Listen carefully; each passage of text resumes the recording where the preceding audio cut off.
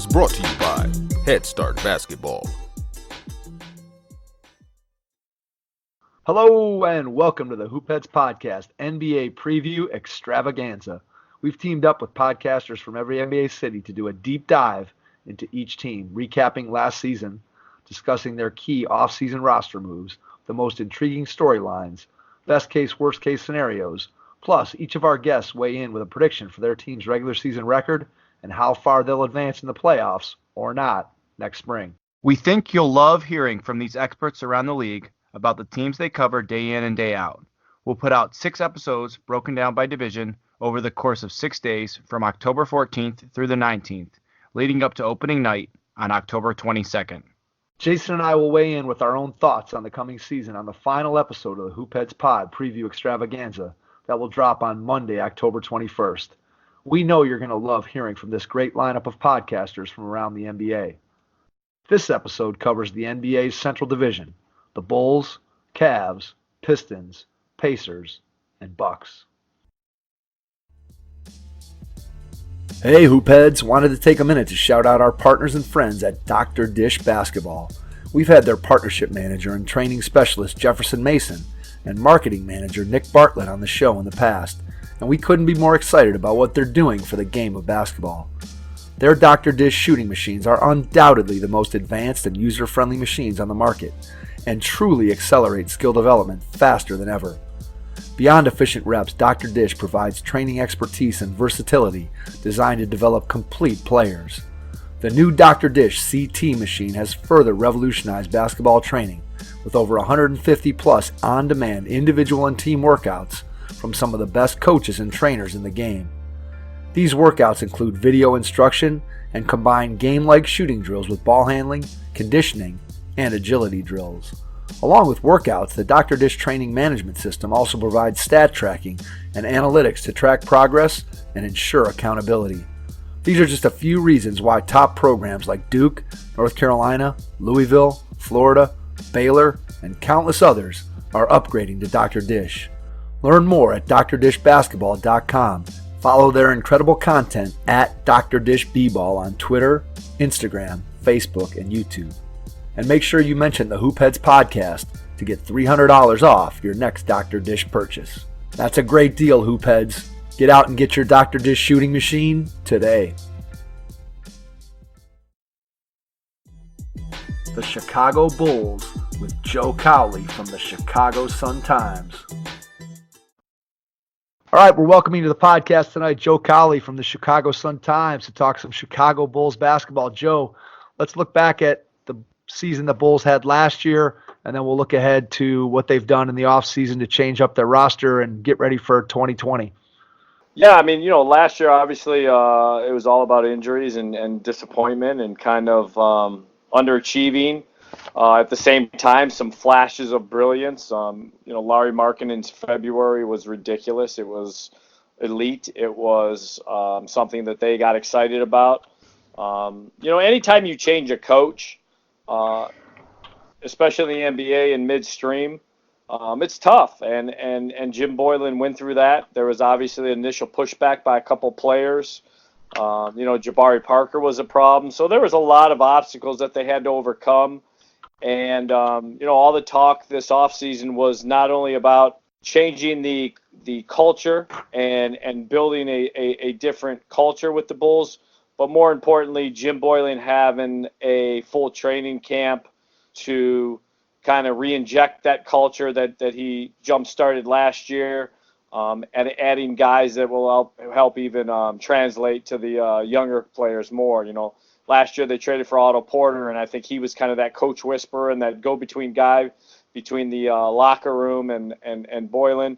And then this offseason they've added even more guys to do that. So, there's a lot of excitement in that locker room and hope, but there's also the reality that this is still a rebuild. This is still year 3 of the rebuild. So, that's why I think best case scenario, they're hoping and feeling that they can maybe be in that anywhere in that 8 to 10, maybe 11 spot in the East if all goes pretty well. So they added Satoransky and Thaddeus Young, probably the two biggest additions, along with drafting Kobe White. So talk a little bit about those guys and how you think they fit in to what the Bulls' plans are for this year. Well, I mean, Thaddeus Young is a dog. I mean, that's the best way to sum him up. He's a no-nonsense vet who doesn't care what his role is, how many minutes he gets, what he's asked to do, where he has to play. And that's what Jim Boylen wants. He wants guys that when they interviewed him for free agency, they didn't ask, well, how much am I a starter, or how many minutes can you give me? They just said, let's go. And so that's the kind of guy that Boylen wants, and he knows him from coaching in Indiana and keeping in conversation with the Indiana guys. And Thaddeus Young told us over the summer that every time they would play the Bulls, Boylen would come up to him and say, how you doing? You look great, and this is what's going on with my team. So they've always kind of been talking and kept that friendly relationship intact. So, he's brought in to do what Thaddeus Young does, which is kind of be the watchdog of that locker room and also give them quality minutes at the 4. Maybe he'll allow Lauri Markkanen to scoot over to the 5 late in games. That was a lineup they looked at last year, late in games, and had some success with before the injuries hit. So I think they'd like that again, just because that would give them more multi-ball handlers, and that's the way they like to attack teams now with those multi-ball handlers. Get a rebound and go, and we saw that from Lauri Markkanen a lot last year. So, and then Satoransky, I mean, look, this is one of those guys that he sneaks up on you, and you talk to executives around the league, and they're like, that was just a perfectly well-orchestrated, sneaky pickup, because everyone knew Washington was kind of in trouble financially still. I mean, getting rid of Otto Porter was nice, but there's still money that they had to shed.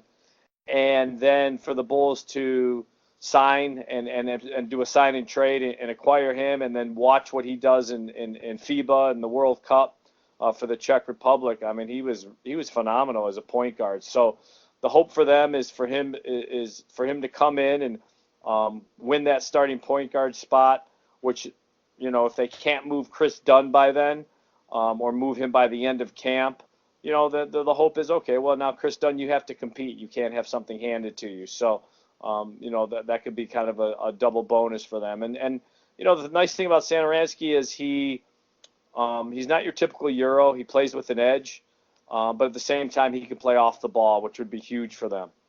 Zach LaVine, they like to have the ball in his hands late in games. And so, Satoransky could actually hit corner threes, where Chris Dunn, I mean, you didn't even have to guard him. Defense. So, so that's the look they give. And then White is kind of that speed demon, push the ball. They drafted him and they called him a point guard, and we've talked about this before. He's not a point guard yet.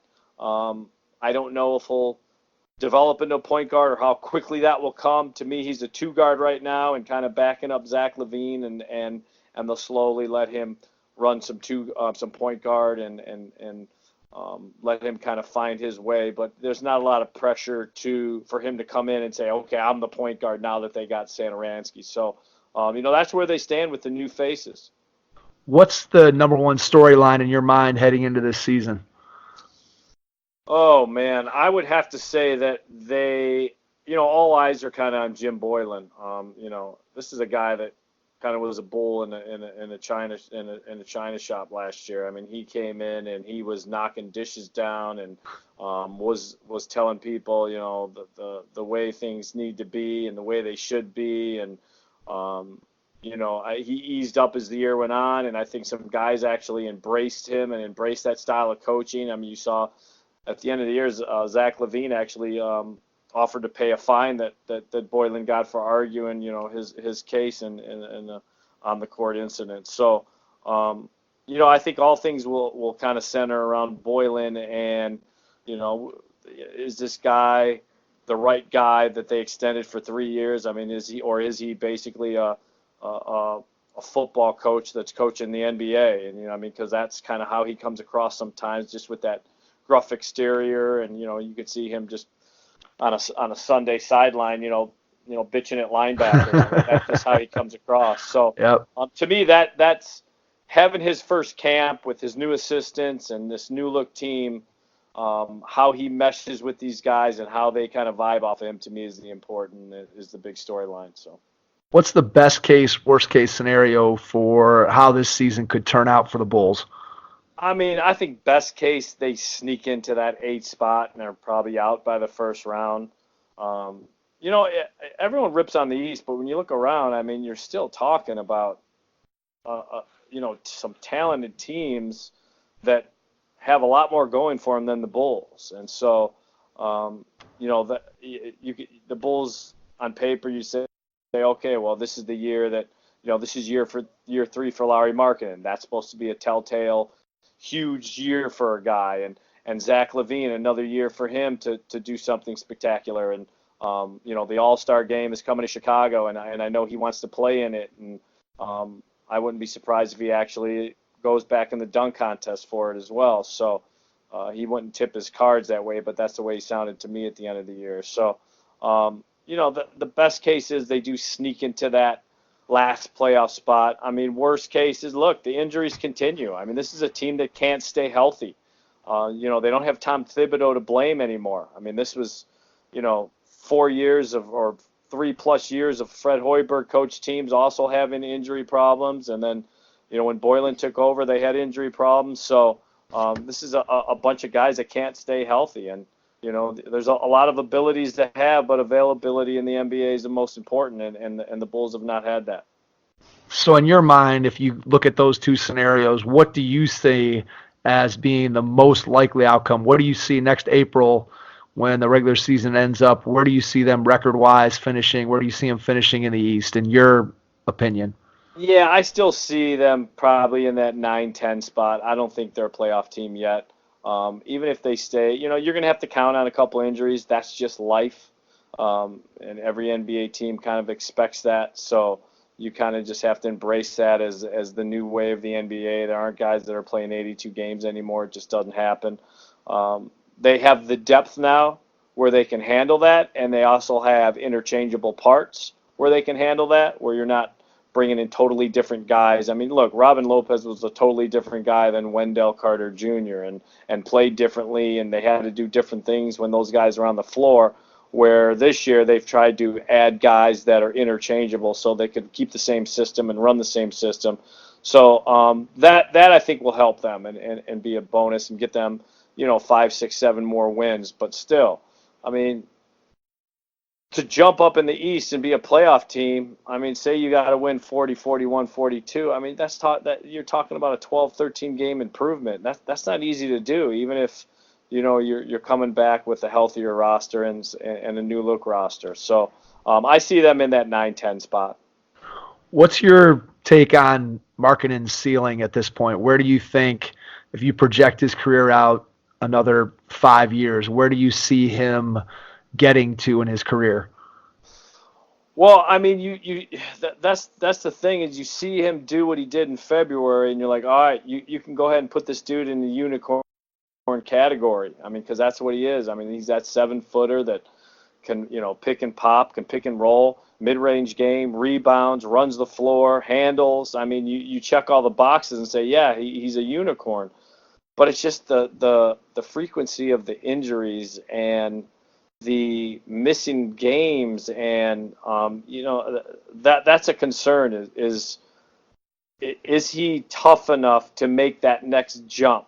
Does he know the difference between injury and pain? And are these going to be things that continue to linger with him? And we're going to see a buffed up version of Markkanen. From the people I've talked to and from the pictures they've shown of his workouts, he's buffed. So he went through this last year and came in and had 16 pounds of muscle, and then what happens? He gets injured in training camp and injures the elbow really badly and can't lift and loses all that muscle, and by the time he comes back, he looked like the rookie version of Markkanen. So they put that weight back on him. It's all supposed to be good weight to give him a little more presence in the post.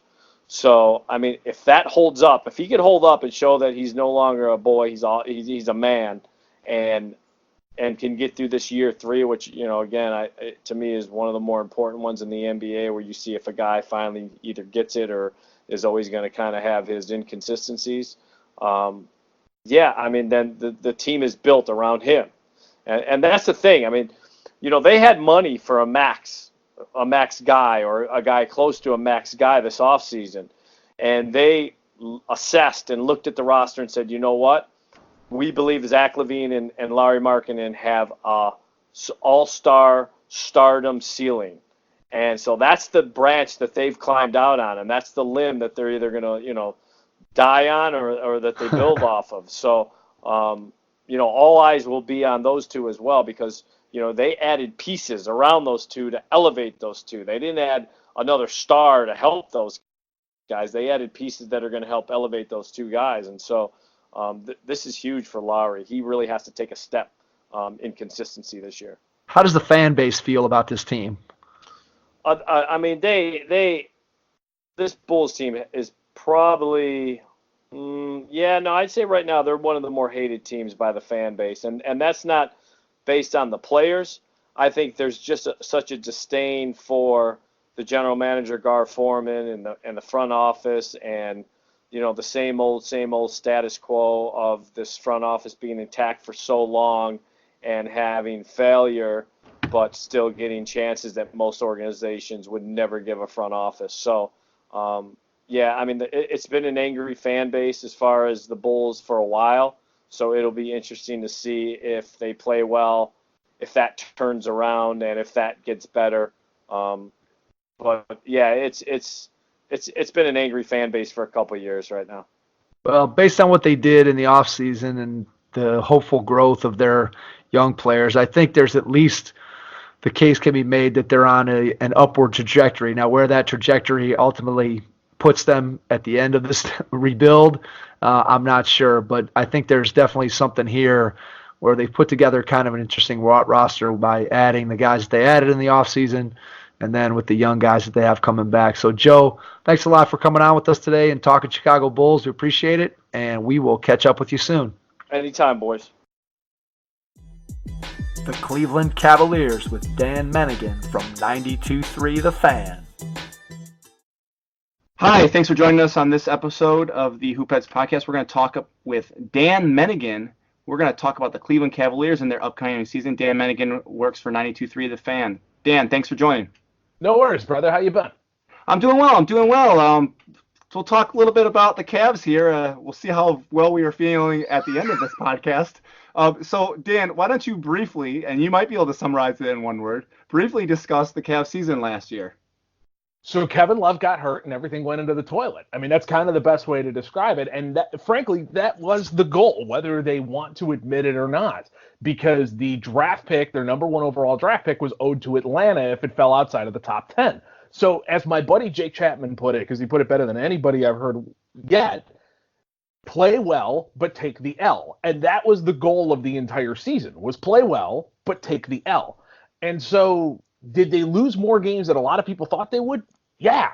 Was it a bad thing? No, because Colin Sexton got a boatload of playing time, as he was supposed to, and you played all the kids in between there and figured out who could sink in the pool and who can float. And the guys who can float are the ones that you can build around, and the ones who can sink found themselves elsewhere. And so Rodney Hood and Kyle Korver and all the veterans got expedited at the trade deadline, as they should, for various draft picks.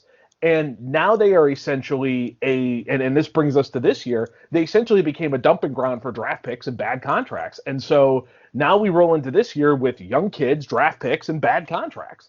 Yeah, I completely agree. I think the big thing was Mike and I were talking how we wanted to tank for Zion all season. Like, literally, game one happened, they lost badly, and we were like, all right, guys, good job. Keep it up. Now, obviously, we didn't stop trying for Zion, man. We were in the same camp. Yeah, so, I know it didn't end up with Zion, but I think what's important to note here is I think the big thing, in my opinion, is we're gonna talk about this season in a second, but I think the future for the Cavs is bright in the senses that we don't have a lot of contracts on the books after this year. So I think there's a lot of good things that are going to happen once that happens, in the sense that we can make some moves if we really can somehow attract people. Now, that's another conversation all in itself, but I think they're going to rebuild. I'm hoping they're going to go the Sacramento Kings / Portland Trailblazers route of kind of building from within and going that route. And then when they get the chance to move into the big free agency market, they can do that. But I guess we'll have to see how this season plays out.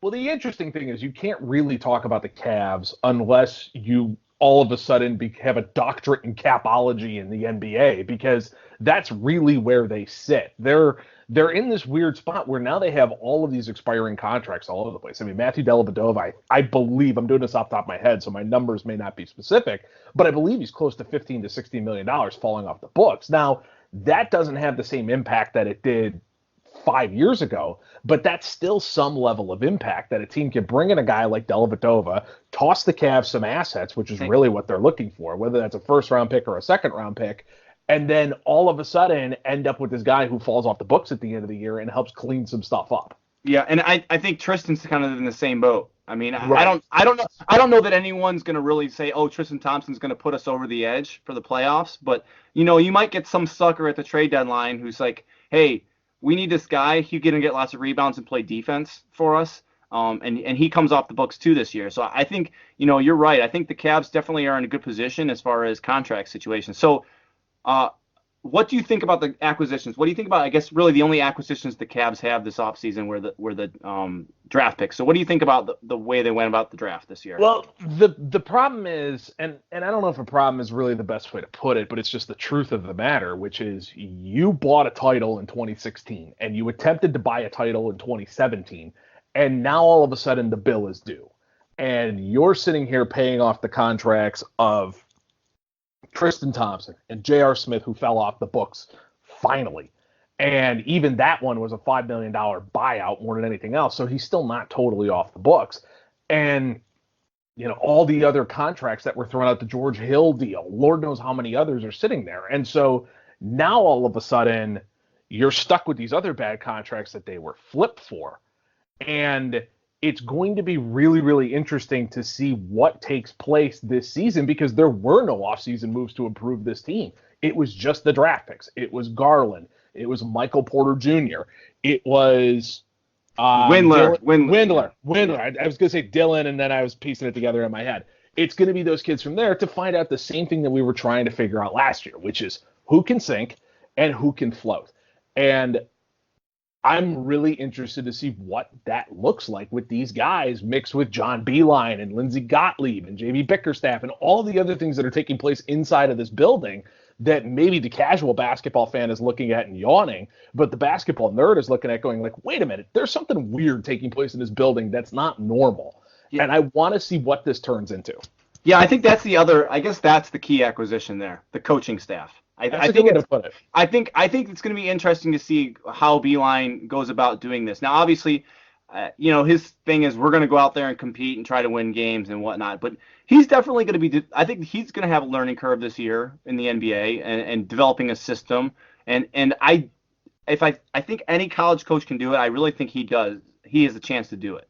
I really like it. I'll be honest. I was sitting at an education conference when they announced that he was the coach, and I about fell out of my chair. Like, I was like, John Beilein, head coach of the Cleveland Cavaliers? I just felt weird. I don't know what, but like after doing some research and like thinking about it, I like what he's done. I mean, he obviously took Michigan and did a lot of great things with them.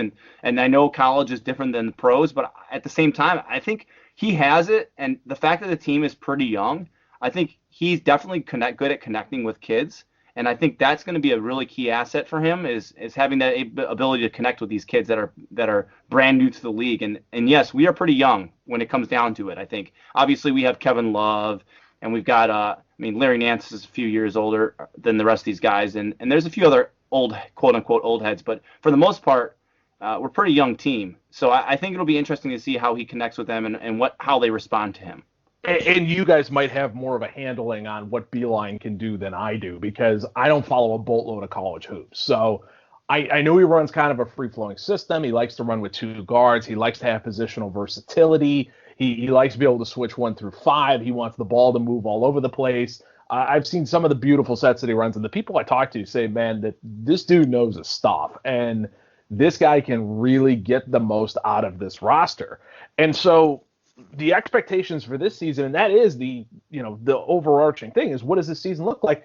I still fall back to last season's rule, and it's the same thing again. I quote my buddy Jake Chapman: play well, but take the L. And that's all I want these kids to do, because I mentioned the draft pick last year. Well, they're in the same camp for this year. Is it still top 10 protected? Still top 10 protected draft picks. So for the love of all that's holy, don't you dare start winning games and lose that draft pick, because all of a sudden now your curve becomes so much longer than it was previously if for some ungodly reason they start playing well enough to find themselves in a playoff conversation. And I know that's sickening for fans to hear, and I know that's bizarre for a lot of people to live in this world where you want them to do this, but this is the NBA today. This is how you are going to get better, is by getting various draft picks and getting better through there and developing a young core and then supplementing free agency around it. That's how Golden State built itself. That's how San Antonio built itself for years. That's how all these other teams were able to do it,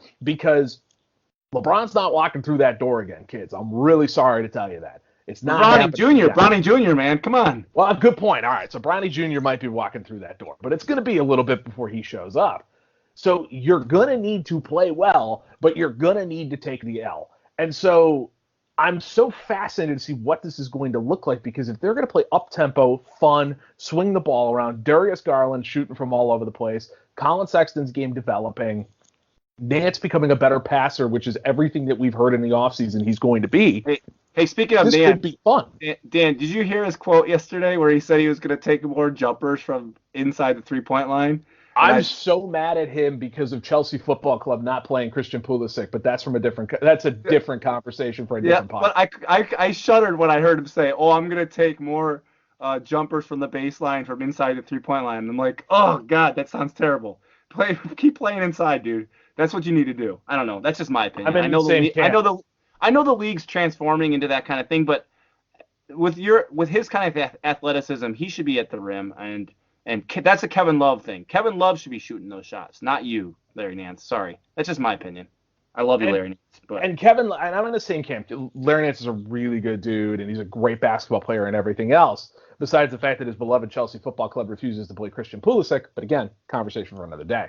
I'm really interested to see how Kevin Love fits in here and how they use him, because Rick Adelman ran this beautiful system in Minnesota that got him the ball all over the place with the offense operating all around him. And I wonder if John Beilein is going to see some of that stuff and figure out how to funnel it through Kevin Love. Now, the only problem with funneling an offense through Kevin Love is that, let's face it, he's going to play 40 games this season, 50 games this season, and I don't think he's going to play much more than that because, again, play well, but take the L. So, like, if you got that hangnail that's acting up and it's really giving you problems, like, you probably want to take a couple weeks off and make sure that sucker is completely Dan, so of your opinion, is he going to be on the team when the season ends or no? That contract is not ideal. Now, the cap goes up every single year, so it continues to get better every year. From what I've heard, if they get the right offer, they will move him. I don't know what the right offer is, but if they get the right offer, they will move him. LeBron James for Kevin Love. That's the right offer. If not, then they will continue to hold on to him and make him a focal point of this team. Okay. He wants to be here from everything we keep hearing. He wants to stay in Cleveland. He likes Cleveland. He likes being here. But I know there's another part of him that wants to compete. So I don't think if they were to send him to a contender, I don't think he would have a serious problem with it. I don't think it would be like an I'm not showing up or any of that stuff. I think he would be very happy with that opportunity. It's just he also likes it here, and he likes it in Cleveland, and they've embraced him, and it seems like he's interested in the rebuild and wants to help develop these kids and work with them along the way, knowing that maybe the fruits of his labor won't be seen until either A, this contract is done, or B, he's playing for somewhere else. Okay, so we've kind of hinted at this a little bit, but what do you think the best case scenario is for the Cavs this year, Dan? Play well, take the L. I'm telling you, 25 wins. That's the best case scenario for this team. 25 wins. And the reason that I say that is they would be better than they were last year. The kids would continue to develop and get better, play a lot of really close games, be in them in the fourth quarter, all of those things that you're looking for, and then come up empty because you're in draft pick acquisition mode. And the other great part of the season would be that by the time the trade deadline hits, guys like John Hanson, Matthew Dellavedova, Tristan Thompson, down the line from there, find themselves on other teams with assets coming back for multiple picks in the draft. That's your best case scenario.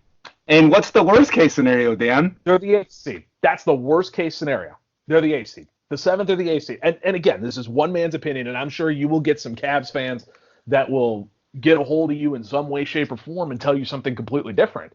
I just think for the long-term future of this team, the worst place that they could be right now is the 7th or the 8th seed.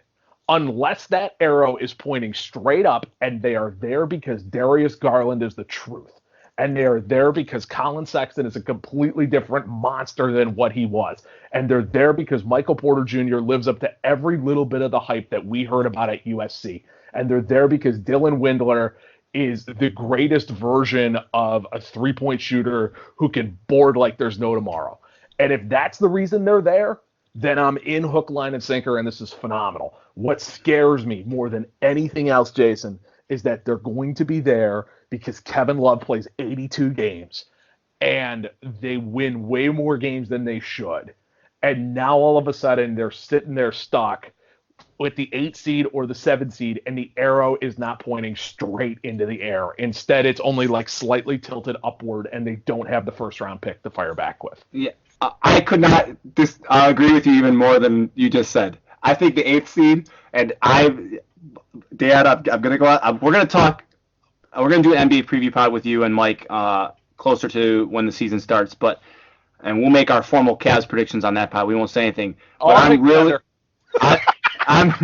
I'm really scared, Dan, that for some godforsaken reason, Kevin Love's going to play a lot of games this year, and they're going to be competing for that playoff spot. And Mike looks at me every time I say that and shudders and says there's no way. I don't know what it is in my bones that says that. Maybe that's just the optimist in me, which you know me well enough. I'm not really that much of an optimist. Look at my fantasy football team. But I just don't understand why they would go for it, and I just think that they're going to. And the other underlying factor here, Dan, is we don't know what's going on with Dan Gilbert. Well, and that's the $1 million question. And it's because Dan Gilbert wants a title. Dan Gilbert wants a title more than anything else on the planet. And Dan Gilbert, this was the same guy who had a clock in his office that counted up every single minute, day, hour, minute, and second since the last time that a Cleveland sports team won a title. And he reset that clock after 2016, and he's continuing to look at it. And his health is a concern. That's the big thing. I mean, Fred McLeod passed away, and he wasn't at Fred McLeod's funeral. And by the way, RIP to Fred. Fred is awesome. Such an awesome dude. Such a bummer for the organization to lose. They haven't announced his replacement yet, right? Yeah, John Michael will be taking over for Fred McLeod, and Tim Alcorn will be taking over for the radio side because John Michael was on the radio side initially.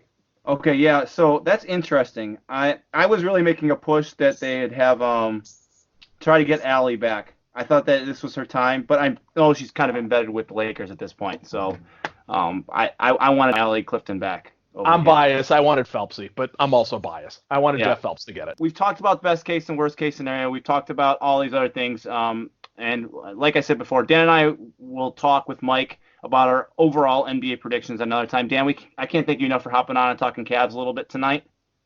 No worries, brother. It was an absolute blast to do it. And to all of you Cavs fans out there who are pulling for the 8th seed, stop. Just stop it now. Realize that the future of your ball club lies at the college level. Watch a boatload of college basketball and enjoy every bit of it, and flip over to the Cavs every so often, because as we're all asking of them, please, please, please, to the entire organization, play the kids and play well, but for the love of all that's holy, take the L. Couldn't have said it better myself. Thanks, Dan. We'll catch you on our next episode. Thanks, brother.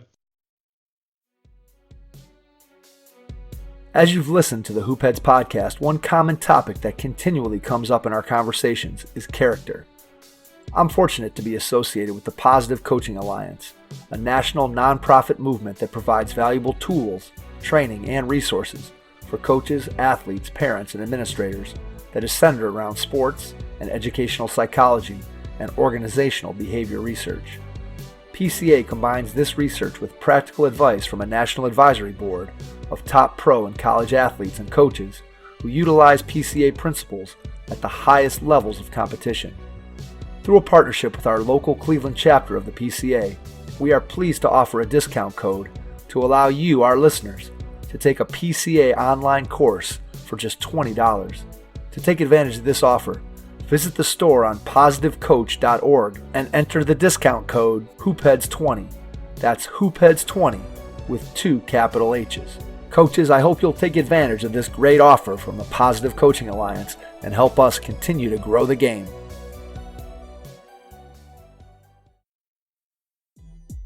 The Detroit Pistons with Matt Schoch from the Locked On Pistons Podcast. Welcome to the podcast, Matt Schoch from Locked On Pistons Podcast. Matt, first of all, I want to go back and talk a little bit about last year's Pistons season. Give us a quick recap of kind of where the Pistons ended last year and how that led them into what they did this offseason.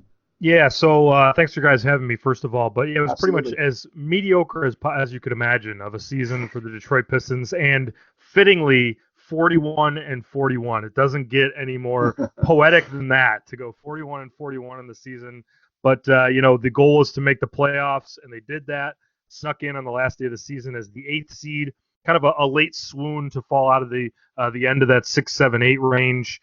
So fell to the bottom of 8th, but luckily did edge out Charlotte and Miami for that 8th spot, and then got the pleasure of getting the Milwaukee Bucks in the first round, and it was a quick one as Blake Griffin missed the first 2 games of the playoffs because of a knee injury that he flared up late in the season, and the Bucks took care of him very easily. The games 3 and 4 at Little Caesars Arena were the first 2 playoff games in LCA history.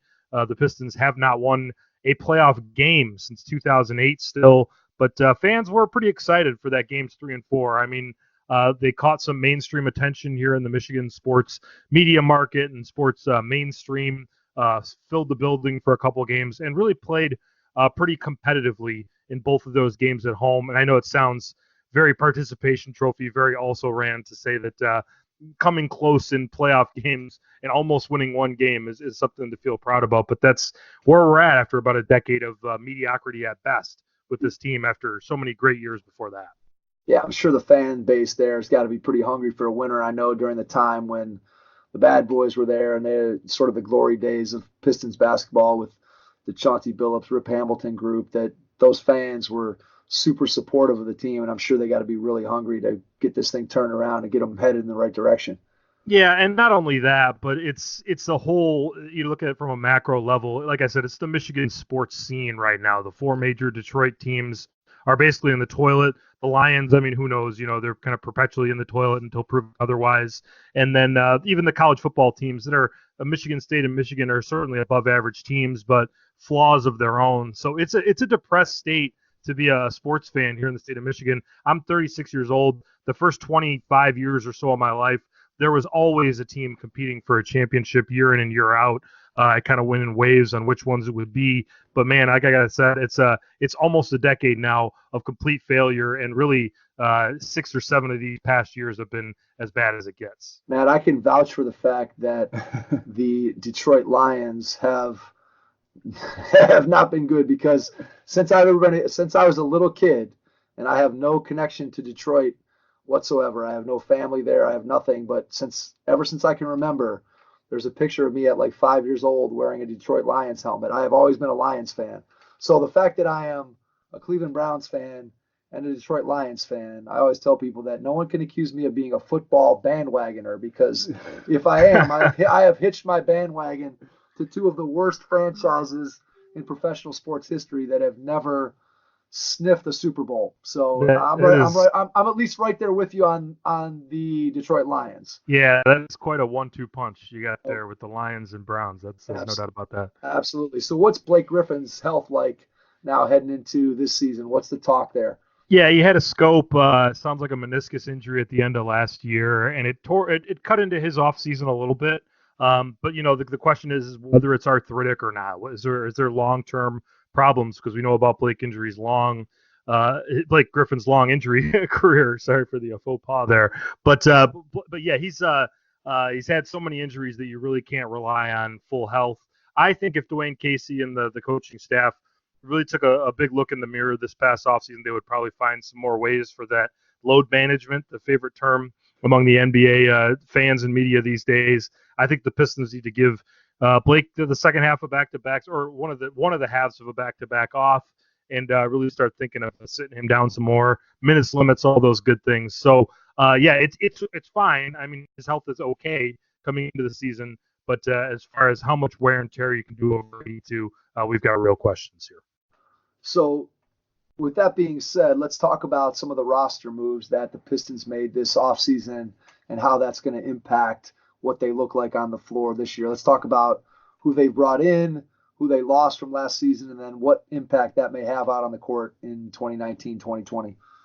Yeah, everything's kind of been around the margins. Didn't have a lot of salary cap to play with because you got Blake Griffin and Andre Drummond and Reggie Jackson on big contracts. So kind of a shrewd move in getting rid of John Lure and acquiring Tony Snell from the Milwaukee Bucks. And that, it's a player who's get a high number in his contract, so you were able to get him from a team that's trying to free up some cap, take care of their things long term. So used kind of a negative asset to get a little bit of a positive asset in Tony Snell, who will probably be their starter at small forward, and used all the exceptions and whatever cap room was able to be scraped about for Derrick Rose on a 2-year deal this offseason, and show me deals kind of on Markieff Morris and Tim Frazier being guaranteed contracts. But Joe Johnson this past week picked up on a show me deal, partially guaranteed, who the training camp invite, and also brought in Christian Wood. And it seems like Joe Johnson and Christian Wood are kind of competing for that 15th spot on the roster. And they also drafted Sekou Doumbouya out of France, the 18-year-old who is the youngest player in the NBA right now on a roster, and very raw, certainly a guy that you don't expect to make a big contribution in his rookie year, but kind of maybe the guy that you hope is able to move the needle for this group on the talent level wise, basis in the next few years, if you're able to develop him like he might be able to be developed. The losses are Ish Smith as the backup point guard, who's been a nice player for the Pistons for a few years. Glenn Robinson III, who didn't work out on a 1+1 deal that the Pistons declined the team option on this past season. And then Zaza Pachulia and Jose Calderon, who were veterans that they had brought in to kind of be insurance policies that worked out in Zaza's case for the most part, and Jose Calderon, and you might know down in Cleveland, pretty much washed at this point in his career. So.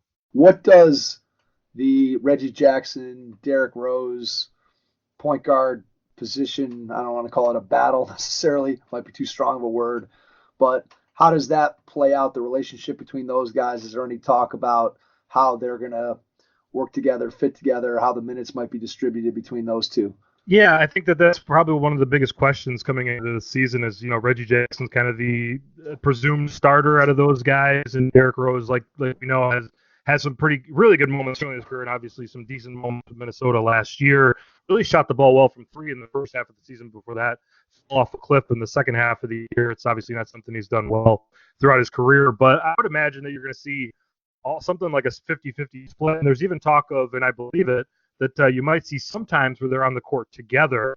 Now, with Reggie Jackson and Ish Smith last year, Dwayne Casey wasn't afraid to keep Ish Smith in there for the stretch run of games if he was playing better, if Reggie was having an off game. So, yeah, I would kind of expect him to go with the hot hand and kind of see how things materialize as the year goes on. All right, best case, worst case scenario for the Pistons. What's the best case scenario for them as you look at what their season could potentially be? I think that the best case scenario is that someone takes a really big step forward in terms of the young players. I think the most obvious choice of that would be Luke Kennard. If he takes a leap and becomes kind of a night in, reliable scorer for this team, he may not start once again just because the fit in the starting lineup. Guys like Blake Griffin and Reggie Jackson hasn't been great in his time in Detroit. But if he's able to play, the amount of starter minutes that a starter would play, and like I said, become that consistent impact scorer on the team, I think that's the best path for a best case scenario for the Pistons. Of course, looking around the Eastern Conference, if things maybe don't work out as well with Kyrie Irving in Brooklyn, if Jimmy Butler in Miami don't click right away, and if Orlando kind of stagnates with that group that they have right there. And then if you want to get really, really optimistic and think that, Victor Oladipo's injury prolongs and that Toronto has issues kind of on a championship hangover without Kawhi Leonard and the uncertainty around Kyle Lowry and what's going on there. Like I said, best case scenario, this team could possibly get all the way up to like a 5th seed or something like that, may win 45 to 47 games. But again, that's talking best case scenario. All right, worst case scenario, what does that look like? The worst case scenario is the Pistons had really remarkable luck last year with the injuries with Blake Griffin and Reggie Jackson. Reggie Jackson played all 82 games, and Blake Griffin is injury history is well chronicled. And then you throw Derrick Rose into that mix too. So I mean, I know that all teams in the NBA, a bunch of injuries is the worst case scenario, but it's a very real scenario for the Pistons going into this season. And you're looking at a team that's looking at the February trade deadline, thinking Reggie Jackson's on a expiring deal. Andre Drummond has a player option coming up this summer too. Maybe those guys are expendable at the trade deadline, and then you're kind of back on the outside of the playoff picture, but not bad enough to secure one of the top picks in the draft. What's your take on the long-term prospects of keeping Blake and Drummond together? Does that pairing make sense if you can build the rest of the roster up around them? Is that a duo that can advance you, maybe not to a championship level, but could that be a team, if you built the right team around them, that they could maybe get to a conference final if you had the right pieces around them? What's your take on those two guys being able to play together out on the floor? Yeah, Andre Drummond is such a lightning rod with this fan base, and I'm a little bit more on, and I don't take hot takes on a lot of things on the Locked On Pistons show, but I'm a little bit more on the negative side of Andre Drummond, especially given the way that Blake Griffin played last year. I mean, he's obviously the best player on this team and the guy you want with the ball in his hands, and just the way that the NBA is right now.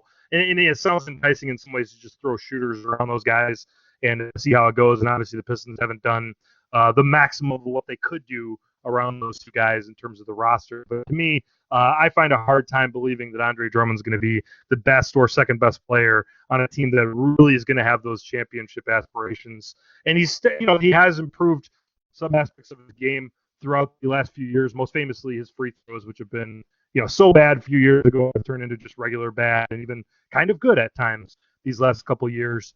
So to me, the fact that Andre Drummond's looking at next summer as a possible opt-out for him and not a lot of teams with a lot of cap space, but a lot of bad teams that have enough cap space to offer a big money deal.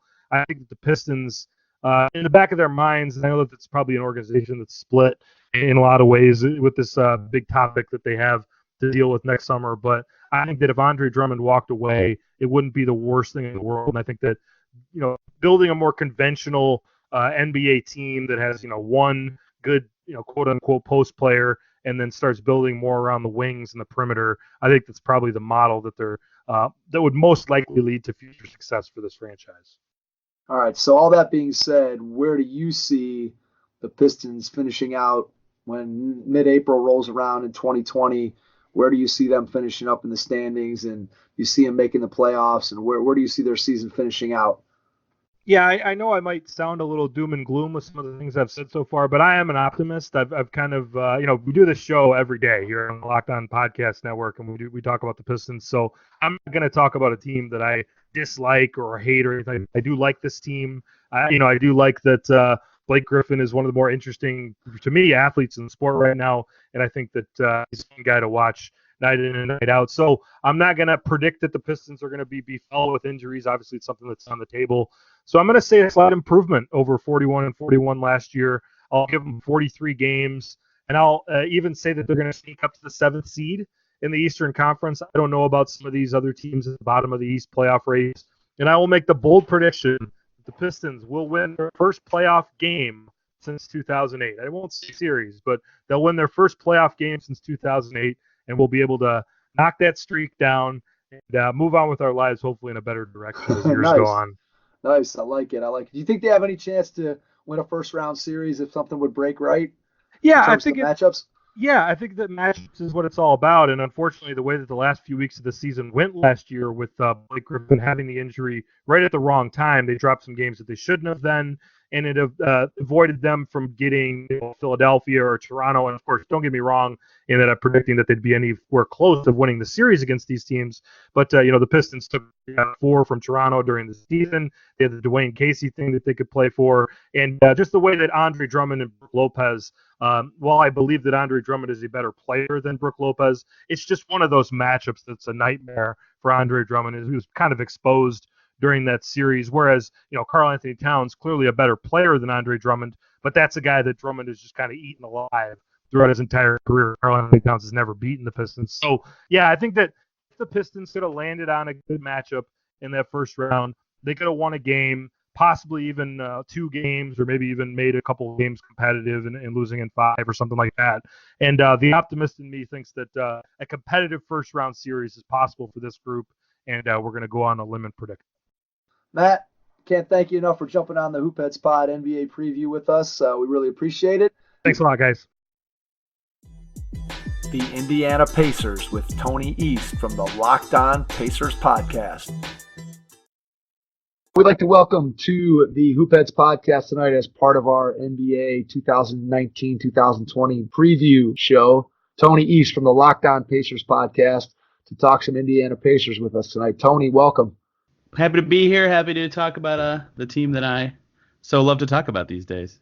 So let's go back, first of all, and look at their season last year. Talk a little bit about what was good, what was bad. Obviously, the Oladipo injury had a huge impact on the second half of the season and what they were able to do in the playoffs. Just give us a little quick recap of where the Pacers were heading into the offseason, and then we'll talk about some of the key acquisitions they've made and some of the personnel losses they had over the summer. Yeah, you nailed the differentiator in their season being that injury, which really makes it almost 2 seasons or 3 if you really want to get grainy, but I think 2 is a better way to describe it. They're with Oladipo season and they're without Oladipo season, because when Oladipo was playing, they were really good. I mean, not good like could win a series, good like 57 win pace good, and that, that's close to where the Bucks and Raptors, who ended up squaring off in the conference finals, ended up. They were beating up everybody. They looked like a force to be reckoned with. He missed some time in late November and early December. They went 500 in those games, and then obviously he goes down in late January, and they finished 500 exactly, I believe, without him playing to end the season. So it was really 2 seasons. It was one iteration of their roster that was really awesome and could compete with the top of the East, and that they were achieving their goals. And there was another group that was a bunch of players who were designed to fit with this star shooting guard that didn't have the star shooting guard. So they were not equipped to do all the things they wanted to do. Come playoff time, that showed. The Celtics just destroyed them, 4-game sweep, and really the season just became defined by, did they make the right call by going for it and not trading guys at the trade deadline, and less about their actual success, which is a bummer, and that's the nature of the way that the news cycle and the narratives go when you have a big injury like that. What's Oladipo's status right now? How's it looking as far as him being able to come back at full strength? When's he expected to be back playing at full capacity? President of Basketball Operations, Kevin Pritchard, and Adrian Wojnarowski, who might as well be the head of PR for every team at this point. No doubt about that. Have both said December, January return date, which Kevin Pritchard in Summer League was doing a sideline interview for a broadcast and talked about how that's more of their conservative timeline, but they don't want to rush it with him because there's no point. I mean, they have so much. We'll talk about this in a second, but they have so much roster turnover, and it's not like they're punting on the season. They still have a bunch of good players, but there's no point of rushing it in a time of change and things like that. So it looks like he'll miss the first 2 months of the season, but we've seen videos of him running at Miami's football stadium in Florida, and that's where he trained in the summer. And then he went to IU, his alma mater, and was doing crossovers and lateral movement and stuff. So he looks like he's doing all the directions of movement and stuff, but it's about can he put equal weight on both legs and things like that.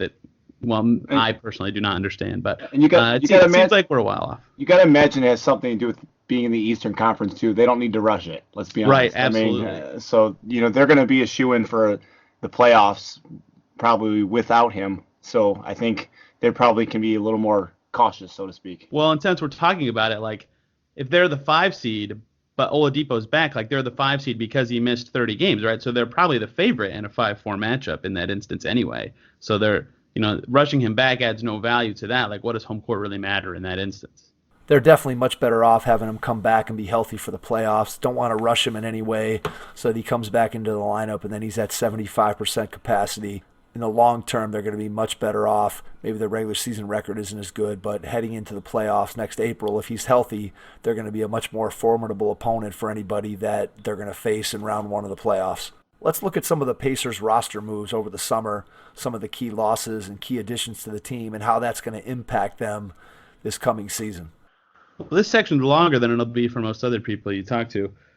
They had 5 or 6 rotation players gone this summer. Darren Collison retired instead of playing for the Bulls.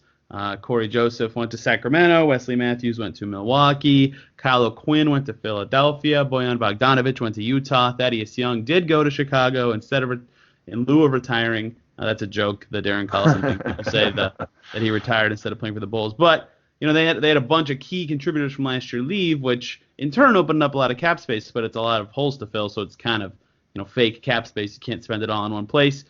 So they brought in Malcolm Brogdon from the Bucks. He was their big ticket guy, talented guy, of course, like the consummate role player, right? He's not a star by any means, but he's the absolute apex of what a role player can be, and the perfect fit next to Oladipo when both are healthy. Perfect spend to me if I was asked about that. Jeremy Lamb and T.J. Warren were brought in to kind of be offensive initiators when Victor Oladipo's off the floor and injured, and then Goga Bitadze was drafted to be the backup center because the biggest move was actually not a roster move, but just a decision, and that's that Domantas Sabonis is now going to start at the power forward spot alongside Miles Turner. So lots of change to the rotation. Oh, and Justin Holiday was brought in as a backup wing too. So lots of change to the rotation that filled a lot of needed holes and needed roles because a lot of guys left this summer. Hey, you can never have too many holidays, right? They have all three TJs in the NBA, and then 2 of the 3 Holiday brothers. They're just filling it up. I was going to say, you have TJ McConnell. He's one of my favorites. I really like him. Yeah, he is interesting because I'm not sure if he's necessarily here to do any playing or if he's just here to be like a vet because Justin Holiday's 30, and then their next oldest player is 26 or 27. They're a really young group now. So McConnell's like a vet on this roster despite being in the league for 4 years. I don't know if he'll play necessarily with Aaron Holiday there. Of course, Holiday is the shortest least ever because he's a sophomore, so maybe he can step in if he stinks. But yeah, I think he's just here to be a vet and bring camaraderie and chemistry. What's your take on the Sabonis-Miles Turner pairing? What do you think long term? Is that going to be something that is this year going to be the key to determining whether or not they're going to eventually re-sign or keep both of those guys long term? What's your own personal feeling on whether or not that's going to work out? Well, that's the question, right, about this roster. No matter how good that can be, the question is their ceiling capped by having 2 centers starting together? Anecdotally, it just seems like Turner can shoot, Sabonis can play the post. These guys can kind of fit together. One's behind the perimeter, one's not. And then on the defensive end, one can protect the rim, like stick him under the basket, have the other one try to figure out perimeter D a little bit. Like, in theory, it kind of seems like it just should work. But in reality, it just doesn't look like it does. Their net rating was positive last year, and it was pretty good against playoff teams that weren't the Celtics, too. But it just doesn't look like it works, and they kind of get in each other's way and don't know when to cut, and only Sabonis can pass, right? So if Turner has the ball, things just kind of are dead in terms of running a set or an action anyway. So it's weird that it outscored other teams. Like, you can't just dismiss that completely, but you look at it on the court, and it's like, this is weird. So just because it seems like it should work doesn't mean it will work, but I think it has a good chance. I mean, now that they'll have more minutes together, I'm sure they can get more rhythm and figure more stuff out. And I'm giving them the benefit of the doubt because they did mostly outscore their teams with those 2 on the floor. But just watching it, it's kind of awkward and hard to say that it can be like the best thing for the team. So we'll see. I agree. If they can make that work, those are definitely 2 talented guys who, if they can figure out a way to play together and take advantage of both of their skill sets, that definitely raises the ceiling for the Pacers, not just for this season, but for their future long term as well. Let's talk best case, worst case scenarios for the Pacers. So best case, what does this season look like from a Pacers standpoint? And then flip it around. What's the worst case scenario for the Pacers this year? Well, kind of a big part of that answer falls back on what we just talked about with Sabonis and Turner, right? Their best case is those 2 from the jump, great, perfect, one of the best front court combos in the league. They're kicking Horford and Embiid's butts. They're able to slow down Giannis enough. They can, work well enough on offense or even be really good. It all is clicking, and then Brogdon is good and doesn't get hurt, and T.J. Warren also doesn't get hurt. These are a lot of ifs, but that's what the best case scenario is, right? So all this stuff happens, and then Oladipo just is inserted into this already very good team, and they're really good. And they're probably conference finals level, just shy of that team this year. They're probably a tick behind Milwaukee and Philly, even at full strength. But if everything goes great with Sabonis and Turner, maybe they're at that level. So that's the best case. And there's a lot of stuff that has to go right, but none of them on their own are so unreasonable. the worst case is the flip side. Brogdon, injury-prone guys, had foot problems for his whole career. TJ Warren's never played more than 66 games. I'm sure he's going to miss time, and he's their only wing, basically.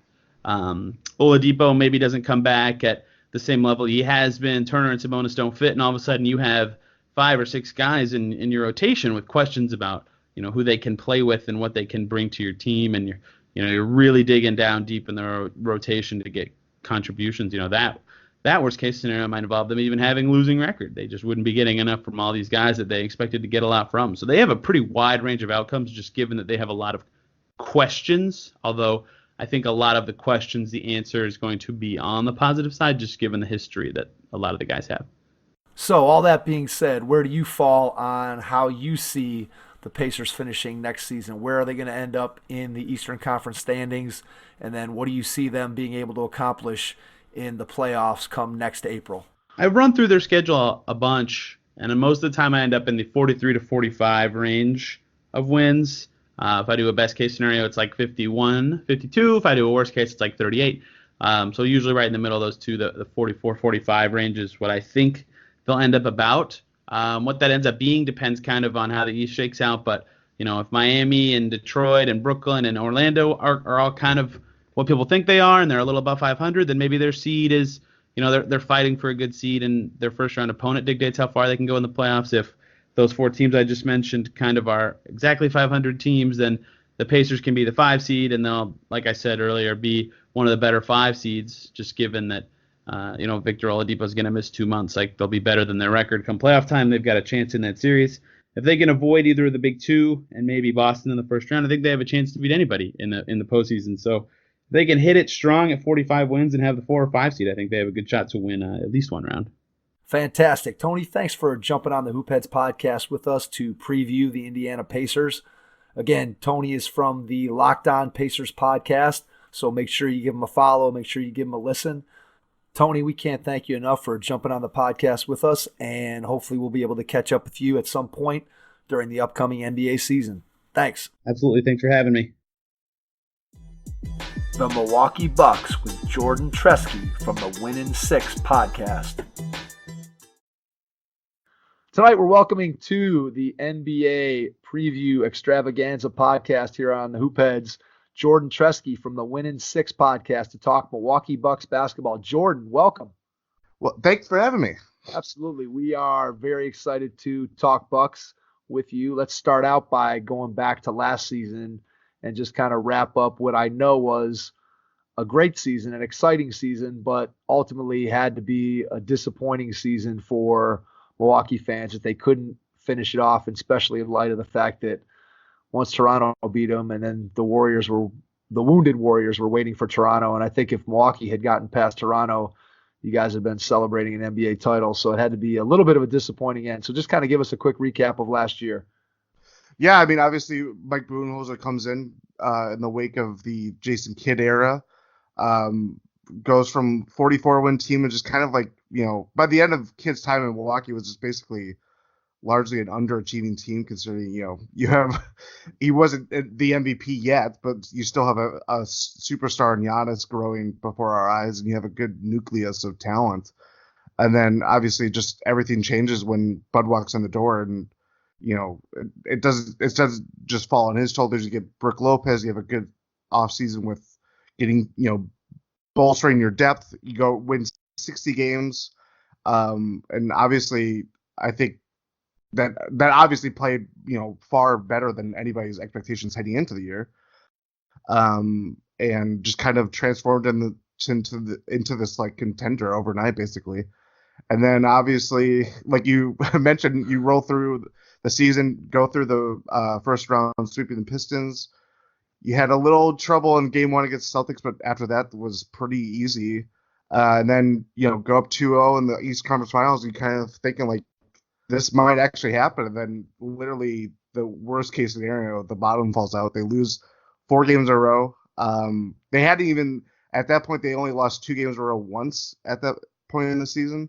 So losing 4 games in a row against a very good Toronto team, obviously won the championship. But like that just kind of, no one expected that at all, especially just how got through all the injuries and just were looking like they were, poised to at least go to the finals.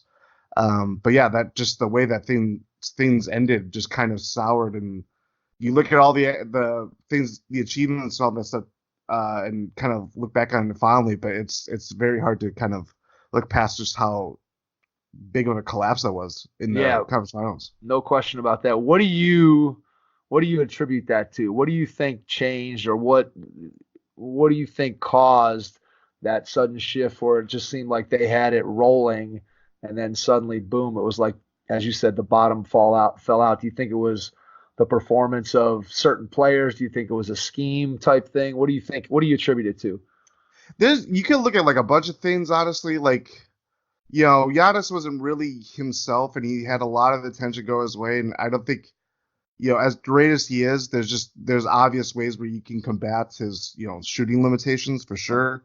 But I just think Toronto, I mean, everything that you could say about, like, criticize just the Bucks and maybe lack of experience going that far in the playoffs. I mean, virtually outside of like George Hill or even Brook Lopez, I don't think any of the core pieces really won a playoff series at that point, obviously. And I just think Toronto really just kind of, they figured out how to really stymie their offense and just kind of make it harder for, what were normally good looks for them in the regular season into the playoffs at that point. They just bothered them enough to kind of throw them off their game. They obviously played Nikola Mirotic out the floor to now he's basically overseas. That kind of is a weird, just like, he was a key contributor for that team and just, leaves the league altogether. But obviously anything that you kind of look at the Bucks play and just everything, it just kind of, you look back at Toronto, just how much of a cohesive unit they were at by that point in the season and in their run too.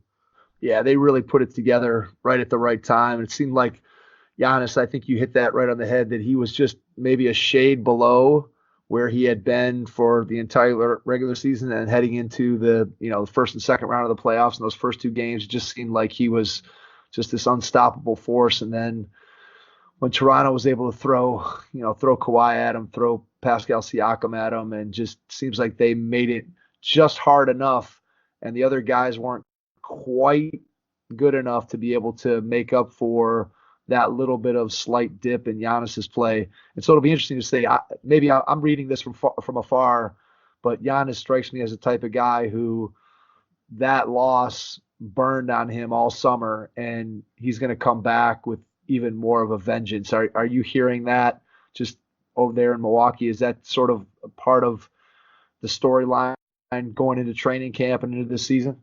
Oh yeah, I mean, Giannis is he is just the drive, and he's just this athletic specimen and everything. Like, he's just a crazy athlete. But I think the thing about him more than anything, as we kind of see him mature and into this obvious superstar, NBA superstar, he's just insanely competitive and just has this insane drive that no one can really contain unless I mean, it's just insane just how he kind of operates day to day and just always wants to get better and always wants to get better. And obviously not just, the way his season ended last year, but has some obvious struggles in the World Cup. And he even talked about it a little bit after last night's preseason game, and just kind of how that was a very different animal than anything he's been used to. And I think his quote was something like saying like he prefers the NBA game way more than how the FIBA game is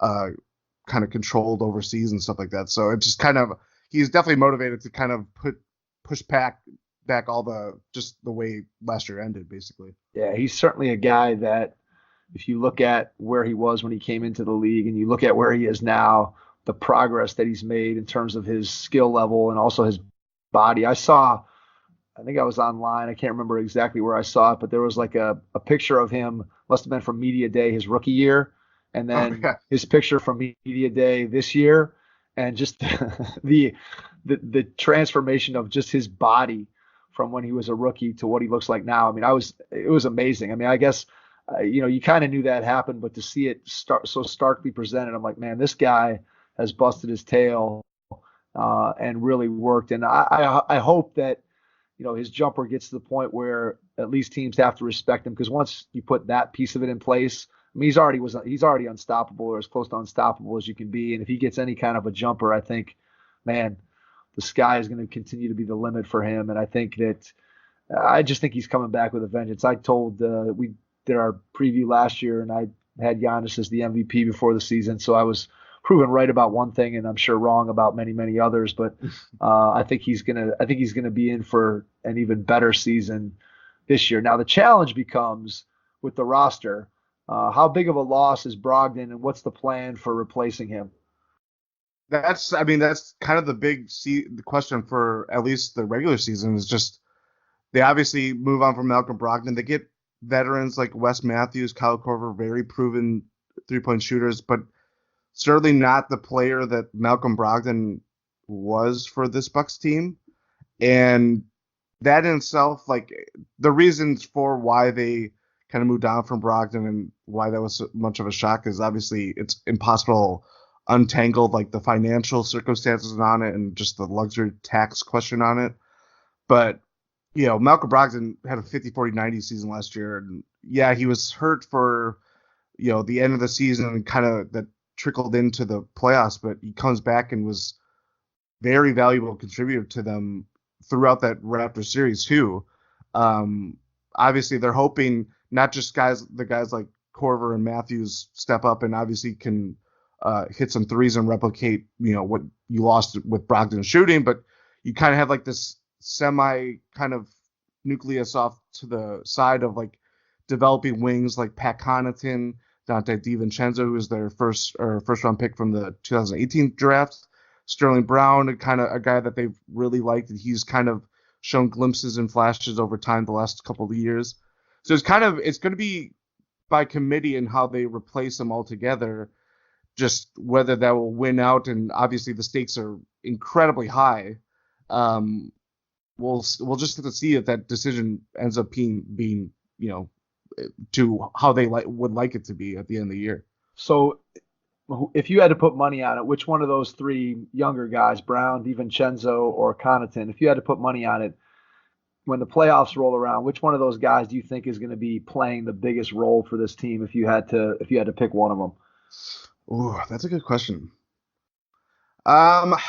Sterling started early on in their playoff run last year, and he looked decent, but I think I would probably lean a little more Pat Connaughton because he's a really good athlete, he's a really good defender. It's just for him, it's just kind of, and it obviously applies to Dante and Sterling to lesser extents, but he just really needs to hit the three ball more consistently, and he kind of fell out of the rotation a little bit last year, but by the last 2 months in their season, he really kind of refound his stroke. And he averaged almost or over 20 minutes in the playoffs last year. He was really kind of underrated key depth piece for them by the end of that year. And I think he could probably fill in kind of a little bit what they are hoping to kind of fill with losing Brogdon or even so on if your veterans are kind of,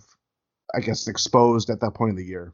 Yeah, it makes sense. I think that'd be the guy that I would probably pick too out of those three. Sterling Brown seems like a guy who he's always going to be destined to sort of be an 8th, 9th, 10th man. That's just the way it seems to me. And DiVincenzo, I'm not sure.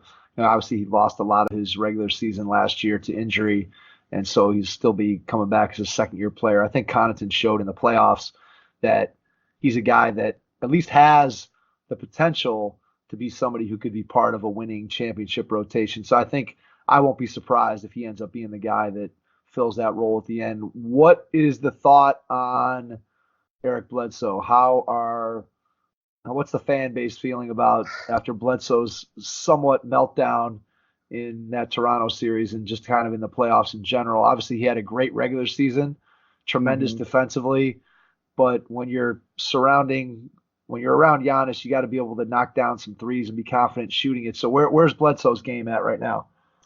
I mean, that's the big question that is also lurking with, losing a guy like Brogdon, where Brogdon, he does have questions. He's not a perfect player, but for this Bucks team, he was kind of just did so many little things that you just don't know how you'll move on without, seeing the breadth of his skills not being there. You know what I mean? With Bledsoe, I mean, like you said, like regular season, Eric Bledsoe is, as we've seen since he came to Milwaukee, he's a really good player. He's on the first team all defense, named to first team all defense last year.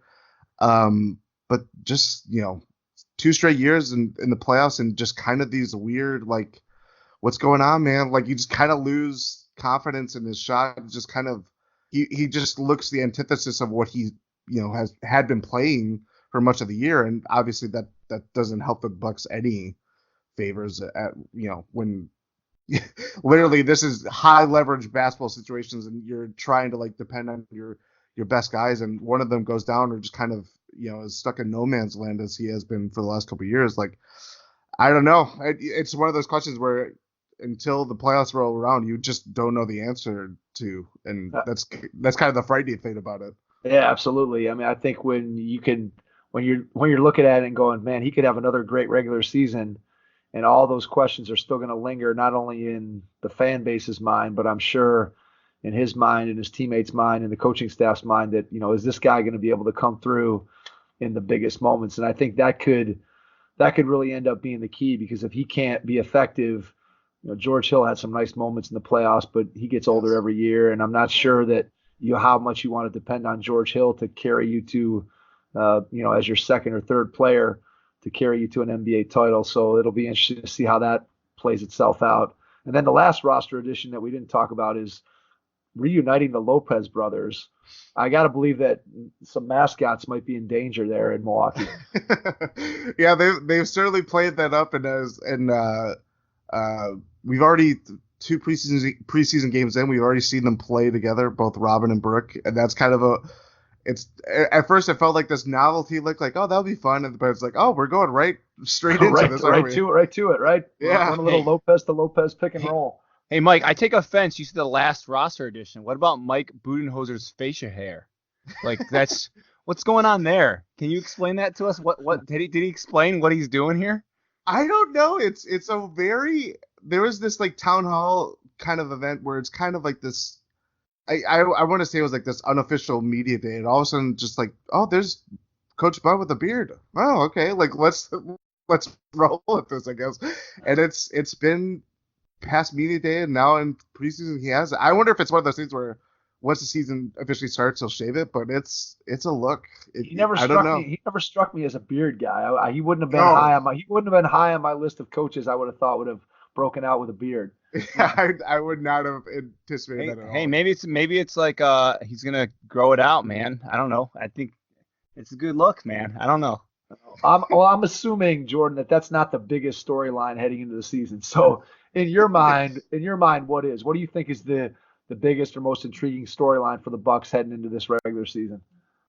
I think it's kind of there's obviously many directions where you can go with it, and I'm kind of like splitting the season too, where it's like you have the regular season, you have the playoffs. I think just how does this team kind of go about replacing Brogdon? We obviously talked about this a lot already, but you're already thin at point guard with just Eric Bledsoe and George Hill. You got Frank Mason's a 2-way guy, but how much can you really lean on him throughout the year, and whether he sticks around the whole year too?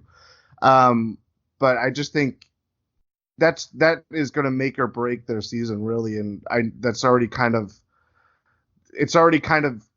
differing opinions already, and now you just want to see the season start and see how these guys react to who's going to take the starting job, who's going to be able to kind of assert themselves, or maybe even kind of rise up in the Bucks core of players at this point. And maybe, knock on wood, obviously, but what if injury strikes? How are they going to go, about trying to fill in a missing piece in their backcourt? There's so many different directions it can go in, and they're obviously banking on the players that they really believe in to kind of all together really provide what you're losing in Brogdon, but you just don't know until literally the ball tips off, and we'll see.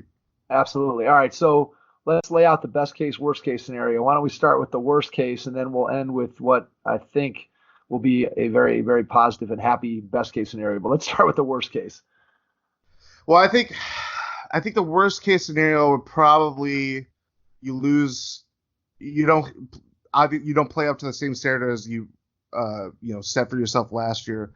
Obviously, the whole kind of big question, not just the Malcolm Brogdon storyline, but the whole big question that's hanging over this season is just Giannis's long-term future. And obviously, they go to the conference finals. Everything's kind of great, and like you just see, substantial progress on that front. But sustaining that level of success, I mean, that if the Bucks fall anything short of not going to the conference finals, not making the NBA finals or whatever, that could have huge implications on whether Giannis stays in Milwaukee long term. So just kind of there's going to be the pressure around this season is going to be immense. They can't just keep signing his siblings. No, they cannot. I mean, as hard as they might try with Costas or maybe Alex when he hits the league, but yeah, that's a big doozy, obviously.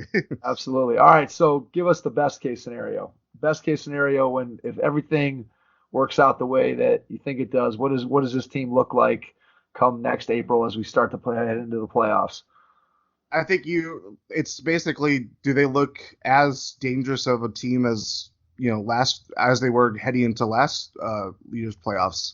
And obviously, best case scenario, you reach the NBA Finals. The other presumptive East contender, the Sixers, are obviously a dangerous threat in their own right.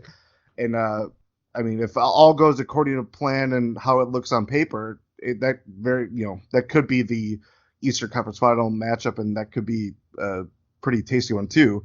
But I just think it's if they look very similar, you don't lose any ground, or are pretty much a very cohesive and just kind of locked in team as they are already looking so far. I guess it's preseason, but still, I think that's definitely best case scenario. All right. So all that being said, give us your prediction about where you think their regular season record is going to end up, and then what do you think they're going to do in next year's playoffs? Where do they go? Do they win the title? Do they get to the finals? Do they get to the conference finals? Where do you see the regular season record, and where do you see them finishing in the playoffs? 60 wins is a hard one to top. They certainly can do it, with Giannis on the team, as anything is possible, and obviously health permitting too. I do think they drop off a couple games. I would probably go 58-24, but I think that's still probably, I would say that's good for first in the East. And I do think they make it to the NBA Finals. That doesn't sound as confident as I want it to be, but I do think they make it to the Finals. You think they can win it? Does it depend on who? All right, let's ask the question this way. Let's say they make the finals. Which team in the West, and obviously we haven't seen the regular season, so it's hard to really make too much of a prediction. A lot of these teams are brand new, but which team would you, of the top contenders over there, which team would you most like to see them face that you think that they could beat based on matchups, and which team would you least like to see come at them if they were to meet somebody in the finals? I think least likely to, or the team I don't want to face at all. I mean, hands down, it'd probably be the Clippers, just because you already saw what Kawhi did to dismantle the Bucks last year. You don't want to see that again, for sure. And you have not that Paul George is a second banana, but I mean, he was MVP finalist last year. Like, that's a pretty big challenge. The other thing too is I don't know. I know Lakers are getting a lot of title contending buzz and stuff like that, but like, I don't see it completely with them. I don't know. Maybe it's another team. Maybe the Rockets are a better team than kind of we give them credit for or something. I don't know, but I think for sure it's the Clippers. I would want no part of if they meet in the finals. Yeah, two guys. I mean, you figure as you said, that the fact that Kawhi already was able to sort of put the clamps on Giannis last year, and then you look at if Kawhi is getting a rest, and you can throw Paul George, who's been a perennial first-team All-NBA defensive player. When Kawhi rests, now Giannis has got to go against Paul George. That's not a fun group. They're going to be menacing on defense for sure. I mean, their lineup with Beverly and everybody that they can throw out there, they're going to be very, very difficult to score on. And so I think the Clippers, their key is going to be, just like every team, but their key is going to be what's their health like come next spring. And if they're healthy, they're going to be right there to knock on the door of getting to the finals and maybe winning it. But the Bucks are too. I think you laid it out that the Bucks and the Sixers are definitely the two favorites coming out of the East. And I would be very surprised at this point, unless there's some kind of injury or really surprise that occurs, that those two teams aren't going to be the two teams that meet in the Eastern Conference Finals. Mm-hmm. Agreed. All right, well, Jordan, we appreciate you jumping on to talk Bucks tonight. It was fun to dive a little bit deeper into one of the presumptive Eastern Conference favorites. Thanks a lot, Jordan. We appreciate your time. Thank you. Thanks for listening to the Hoop Heads podcast, presented by Head Start Basketball.